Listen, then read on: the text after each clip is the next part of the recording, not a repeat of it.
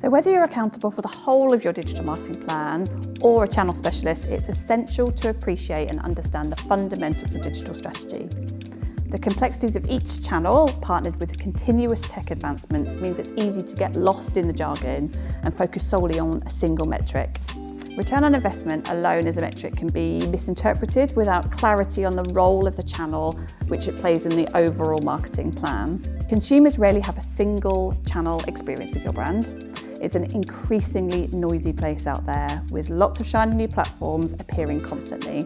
Feeling confident that you are spending your time and the company's money in the right place has never been more important than in today's global economy. Step 1, understand your objectives. Each brand or business will have its own nuanced opportunities and challenges. If you are only working on a revenue target alone, then it is critical to take a step back and check in on your overarching marketing objective. If not, you could be missing out on massive potential in your channel, whether that's driving insights to share across your business or using what the channel has to offer to meet the wider business objectives over and above sales alone. This could be something like changing consumers' perceptions of a brand, attracting a new customer base, or improving profitability for the business. Step 2, know your customer inside out. Do you know where your customer is online? Do you know what platforms they're using and what they're using them for? And what do you know what they're looking to get out of an interaction with your brand? Whether that's education, inspiration, price, content, knowledge, entertainment, what are you able to give them that they need? It's a common mistake for marketers to map out our customer journey purely from the brand's point of view.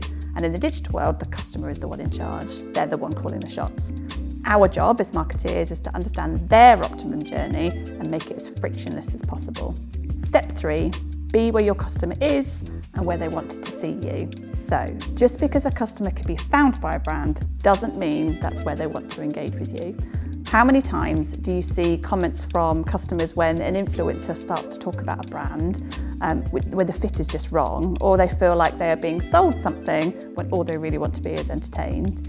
If you get it wrong, you risk having a negative impact on your potential customer. So do your research, think about it from their point of view, and check in with yourself that you are able to reach their expectations on what they need from you. So remember, just because you found them doesn't mean that they want to be found by you. Step 4, be clear on how you're measuring success and align with your stakeholders. So what does good look like? That's a really good question and one that we're asked all the time. I'm afraid there's no generic right or wrong KPI in digital marketing. What's a positive metric for one brand is not for another. But to find out what is the right one for you, you must go back to your overarching objective. A brand who is looking for aggressive and ambitious growth might be happy to accept a lower return on investment on their activity, and they might have a great lifetime value program, so bringing in a new customer is worth that initial investment. But a brand struggling with their profitability will need a very different ROI figure, as just driving revenue isn't right. They need to be driving it at the right margin to be sustainable. Of course, it's always useful to look at benchmarks, and your agency can help you know what good looks like on certain KPIs, but always take it with a massive pinch of salt because everyone's objectives and strategy is different. Step 5, articulate the role of each channel. So, you should now be in a position where you can successfully articulate the role of each channel in your marketing plan. This will give you the confidence that you are spending your time and your business's money in the right place at the right point in the consumer journey. It also gives you the opportunity to be critical about your activity, challenge your thinking, and understand all the options out there. So could your money be spent better on another channel? Should you test that new platform? It will give you the chance to have an agnostic approach to your media planning, which ultimately benefits the brand, not just the individual channel. At Genie Goals, this is how we approach work with all of our clients.